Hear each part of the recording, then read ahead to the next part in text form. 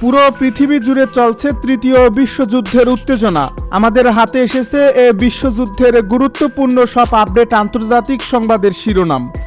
শুরুতেই থাকছে নিহত আইডিএফ সৈন্যদের ভয়াবহ ভিডিও প্রকাশ। এবারে জানিয়ে দিব আমেরিকার যুদ্ধ ইরানের মাথায় রাজমুকুট পরালো। এবারে থাকছে নিজের দেশও ফিরতে পারবে না ইরানি প্রতিনিধি দলকে ডোনাল্ড ট্রাম্পের হুমকি। সব শেষে জানিয়ে দিব হামলা হলে ন্যাটোকে বিধ্বংসী জবাব দেবে রাশিয়া। এতক্ষণ শুনছিলেন হাতে থাকা আপডেট সংবাদের শিরোনাম, এবারে বিস্তারিত। তবে তার আগে অনুরোধ রইল ভিডিওটিতে একটি লাইক এবং কমেন্ট করে জানিয়ে দিন ভিডিও সম্পর্কে আপনার মূল্যবান মতামত। আরও জানিয়ে দিন ভিডিওটি কোথা থেকে দেখছেন বা কোন জেলা থেকে দেখছেন। যেতে হবে জেনেও কেন মরছে হিজবুল্লাহর এক ভিডিওতে কাঁপছে ইসরায়েল। একটি ভিডিও, কয়েকটি ছবি আর একটি প্রশ্ন। যদি এমনিতেই চলে যাবে তাহলে শেষজন হয়ে কেন মরছে?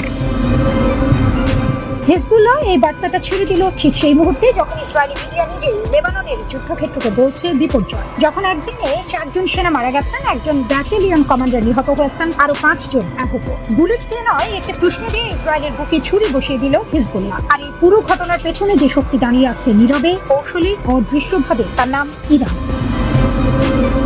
মনস্তাত্ত্বিক যুদ্ধ, অস্ত্রের চেয়ে ধারালো। যুদ্ধে শুধু গুলি চলে না, মাথাও চলে। হিজবুল্লাহর এই ভিডিওটা কোনো সাধারণ প্রচারণা নয়, এটি সুনির্দিষ্ট লক্ষ্যে ছোড়া একটি মনস্তাত্ত্বিক ক্ষেপণাস্ত্র। লক্ষ্য ইসরায়েলি সমাজের ভেতরে প্রশ্ন তোলা, সন্দেহ ঢোকানো, মনোবল ভাঙা। বার্তাটা সরল কিন্তু ভয়ঙ্কর কার্যকর। ইসরায়েলি সরকার নিজেই স্বীকার করেছে লেবানন থেকে সরে আসার কথা। আমেরিকার সঙ্গে ইরানের চুক্তিতে লেবানন ফ্রন্টে যুদ্ধবিরতির কথা আছে। তাহলে ইসরায়েলি সেনারা এখনো কেন মাটি আঁকড়ে আছে? কার জন্য মরছেন?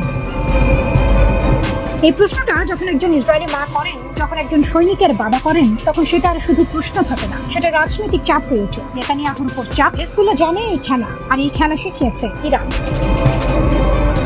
একদিনে 5 সেনা, ইসরায়েলি মিডিয়া বলছে বিপর্যয়। কাফার তেবনে, দক্ষিণ Lebanon, Hezbollah anti tank missile বা বিস্ফোরকবাহী ড্রোন সরাসরি আঘাত করলো একটি ইসরায়েলি ট্যাঙ্কে। 4 জন নিহত, তাদের মধ্যে 52তম ব্যাটালিয়নের কমান্ডার, যিনি মাত্র কয়েকদিন আগে দায়িত্ব নিয়েছিলেন।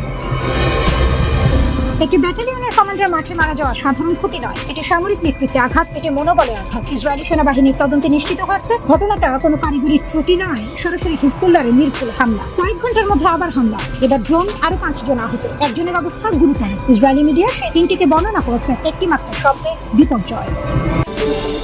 ইরানের উপর মার্কিন যুক্তরাষ্ট্রের সামরিক অভিযানের কয়েক মাস পার হতে না হতেই মধ্যপ্রাচ্যের ভূ রাজনীতিতে এক নাটকীয় ও অভাবনীয় পরিবর্তন দৃশ্যমান হয়ে উঠেছে। গত ফেব্রুয়ারিতে মার্কিন প্রশাসনের যে লক্ষ্য ছিল ইরানকে সামরিক শক্তিতে পর্যদস্ত করে আঞ্চলিক ক্ষমতা থেকে পুরোপুরি সরিয়ে দেয়া, আজ জুন মাসের শেষে এসে সেই পরিকল্পনায় যেন এক উল্টো চিত্র তৈরি করেছে। ইরান কেবল তার সামরিক সক্ষমতাকে টিকিয়ে রাখেনি, বরং যুদ্ধের অভিজ্ঞতা কাজে লাগিয়ে এক নতুন ও শক্তিশালী অধ্যায়ের সূচনা করেছে। ওয়াশিংটনের দীর্ঘদিনের কৌশলগত ব্যর্থতার ইতিহাসে এটি নতুন কোনো ঘটনা নয়। 90-এর দশকে ইরাক যুদ্ধের সময় বা তারও আগের বিভিন্ন পর্বে যুক্তরাষ্ট্র ঠিক যে ভুলগুলো করেছিল, বর্তমান প্রেক্ষাপটে যেন তার এক পুনরাবৃত্তি ঘটছে। মার্কিন থিঙ্ক ট্যাঙ্কগুলোর তাত্ত্বিক গবেষণার উপর ভিত্তি করে নেওয়া সিদ্ধান্তগুলো মাঠ পর্যায়ের বাস্তবতায় বারবার মুখ থুবড়ে পড়েছে। এটি স্পষ্ট যে কোনো রাষ্ট্রের নিজস্ব ভৌগোলিক ও রাজনৈতিক অস্তিত্বকে কেবল আকাশপথে বোমা বর্ষণ করে বদলে দেওয়া সম্ভব নয়। তেহরানের রাজনৈতিক ও সামরিক নেতৃত্বেও এসেছে এক বৈপ্লবিক পরিবর্তন। যারা মনে করেছিলেন ইরানের মাওলানাদের ক্ষমতা থেকে হটিয়ে দেয়া সময়ের ব্যাপার মাত্র, তারা এখন দেখছেন এক ভিন্ন দৃশ্যপট। নতুন প্রজন্মের সামরিক নেতৃত্ব, বিশেষ করে রেভলিউশনারি গার্ডের নীতি নির্ধারকরা এখন আগের চেয়ে অনেক বেশি ঠান্ডা মাথার কৌশলবিদ। যুদ্ধের কঠিন অভিজ্ঞতা তাদের আগের রক্ষণশীল খোলস থেকে বের করে এনে এক বাস্তববাদী ও কৌশলী অবস্থানে নিয়ে গেছে। ফলাফলকে যদি নিছক সামরিক জয় পরাজয়ের পাল্লায় মাপা হয় তবে ভুল করা হবে। ইরান হয়তো সরাসরি মার্কিন নৌবাহিনীকে পরাজিত করেনি, কিন্তু তারা তাদের মূল লক্ষ্য অর্জনে সফল হয়েছে। তারা নিজেদের শাসন ব্যবস্থাকে সুসংহত রাখতে পেরেছে, মিসাইল প্রযুক্তির দ্রুত পুনরুদ্ধার নিশ্চিত করেছে এবং আঞ্চলিক প্রভাবের ক্ষেত্রে আগের চেয়ে অনেক বেশি মর্যাদা অর্জন করেছে। পারস্য উপসাগরের ওপর তাদের যে আধিপত্য এখন তৈরি হয়েছে, তা কোনো বিদেশি নৌবাহিনীর উপস্থিতিতেই ঠেকানো কার্যত অসম্ভব। বিশ্ব অর্থনীতিতে ইরানের এই প্রভাব আরো স্পষ্ট হয়ে উঠেছে হরমুজ প্রণালী ঘিরে। বর্তমানে হরমুজ প্রণালীর উপর তেহরানের যে নিয়ন্ত্রণ, তা বৈশ্বিক বাণিজ্যের গতিপথকে এক নতুন সমীকরণে বেঁধে ফেলেছে। মার্কিন প্রশাসন ফেব্রুয়ারিতে যে পূর্ণ বিজয়ের দাবি করেছিল, মাত্র কয়েক মাসের ব্যবধানে সেই দাবি বাস্তবে রূপ পায়নি। উল্টো যুদ্ধের পরোক্ষ প্রভাব আর কৌশলগত ব্যর্থতা মার্কিন নেতৃত্বের ভাবমূর্তিকে উপসাগরীয় দেশগুলোর কাছে বড় ধরনের সংকটের মুখে ঠেলে দিয়েছে। মধ্যপ্রাচ্যের দেশগুলো, বিশেষ করে সৌদি আরব সহ অন্যরা এখন বেশ সতর্ক। তারা বুঝতে পারছে যে ইরানকে সাময়িকভাবে দুর্বল ভাবাটা ছিল বড় ধরনের ভুল। কোনো দেশই প্রতিবেশী শক্তিশালী রাষ্ট্রকে এড়িয়ে গিয়ে দীর্ঘমেয়াদী আঞ্চলিক নিরাপত্তার নিশ্চয়তা দিতে পারে না।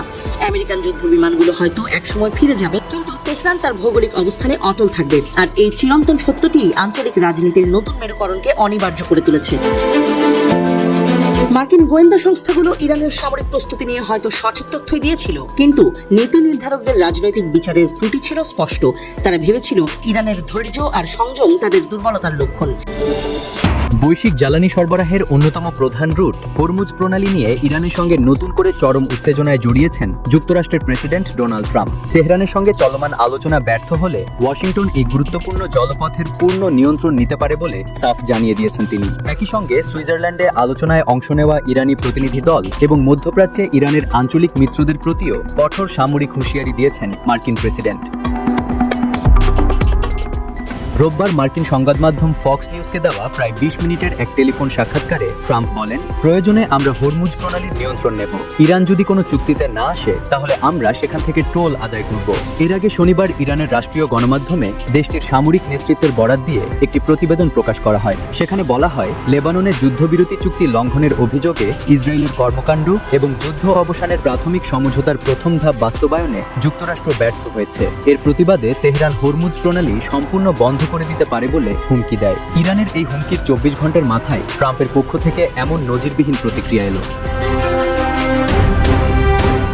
ফক্স নিউজকে দেওয়া সাক্ষাৎকারে প্রেসিডেন্ট ট্রাম্প ইঙ্গিত দেন, পরিস্থিতি আরও জটিল হলে ইরানের বিরুদ্ধে যুক্তরাষ্ট্র পুনরায় সামরিক অভিযান চালাতে পারে। সুইজারল্যান্ডে মার্কিন ভাইস প্রেসিডেন্ট জেডি ভ্যান্সের সঙ্গে বৈঠকে অংশ নেওয়া ইরানি কর্মকর্তাদের সরাসরি হুঁশিয়ারি দিয়ে ট্রাম্প বলেন, আপনারা যদি হরমুজ প্রণালী বন্ধ করেন তাহলে আপনাদের আর কোনো দেশই থাকবে না। আমি ইরানি কর্মকর্তাদের পরিষ্কার বলে দিয়েছি, তোমরা নিজেদের দেশেও অক্ষত ফিরে যেতে পারবে না। মার্কিন প্রেসিডেন্ট পুনরায় উল্লেখ করেন যে যুক্তরাষ্ট্র হরমুজ প্রণালীর অভিভাবক হিসেবে ভূমিকা পালন করতে পারে। একই সঙ্গে এই পথ দিয়ে পরিবাহিত বৈশ্বিক তেলের 20% ওপর নিয়ন্ত্রণ বা বিশেষ সুবিধা পাওয়ার বিষয়টি মার্কিন প্রশাসন বিবেচনায় রাখছে বলেও জানান তিনি।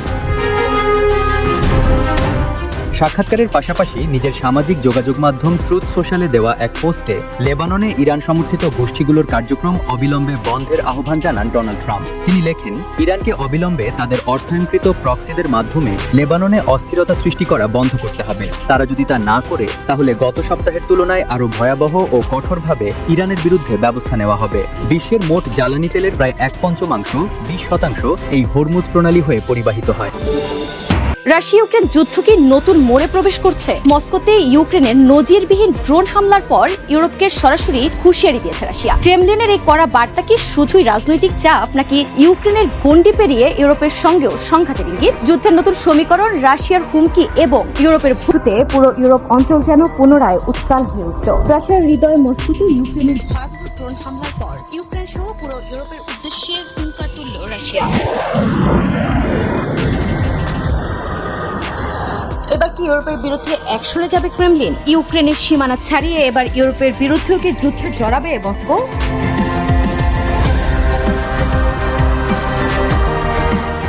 সম্প্রতি রাশিয়ার রাজধানী মস্কো জুড়ে 200 ড্রোন ছুড়ে রীতিমতো তাণ্ডব চালিয়েছে ইউক্রেনীয় বাহিনী। যুদ্ধ শুরুর পর রাশিয়ার রাজধানীতে এটি ছিল ইউক্রেনের সবচেয়ে বড় ড্রোন হামলা। ইউক্রেনের এই হামলায় মস্কোর বিভিন্ন তেল শোধনাগার, শিল্প স্থাপনা এবং আবাসিক এলাকার ব্যাপক ক্ষয়ক্ষতি হয়। মধ্যপ্রাচ্যে ইরান যুক্তরাষ্ট্র যুদ্ধ যেখানে প্রায় শেষ হবার পথে, সেখানে দীর্ঘ 4 বছরের বেশি সময় ধরে চলা যুদ্ধ ক্রমশই আরো ভয়ঙ্কর রূপ নিচ্ছে। রাশিয়া এবং ইউক্রেন দুদেশই একে অপরকে লক্ষ্য করে ভয়াবহ হামলা চালাচ্ছে, ফলে যুদ্ধটি আরো বড় পরিসরে ছড়িয়ে পড়তে পারে বলে শঙ্কা প্রকাশ করেছেন বিশ্লেষকরা। এর মাঝে ইউরোপকে উদ্দেশ্য করে রাশিয়ার হুঙ্কার পরিস্থিতি আরো জটিল করে তুলছে। রাশিয়ার পররাষ্ট্রমন্ত্রী সার্গেই ল্যাভরভ এক বার্তায় বলেছেন, ইউরোপের আসল উদ্দেশ্য ইউক্রেনের প্রেসিডেন্ট ভলোদিমির জেলেনস্কির শাসনকে রক্ষা করা, রাশিয়ার সাথে আলোচনা করা নয়। রুশ সংবাদ মাধ্যম তাসের এক প্রতিবেদনে জানানো হয় এই খবর। সার্গেই ল্যাভরভ জোর দিয়ে বলেছেন যে ইউরোপ আগে থেকে ইউক্রেনকে রাশিয়ার বিরুদ্ধে ব্যবহার করে আসছে। তাদের উদ্দেশ্য জেলেনস্কির শাসনকে শক্তিশালী করা এবং রাশিয়ার বিরুদ্ধে চলমান সংঘাতে ইউক্রেনকে একটি উৎক্ষেপণ মঞ্চ হিসেবে টিকিয়ে রাখা। রাশিয়ার সাথে আলোচনার ভিত্তিতে সমস্যার সমাধান করা ইউরোপের উদ্দেশ্য কোনো কালেই ছিল না।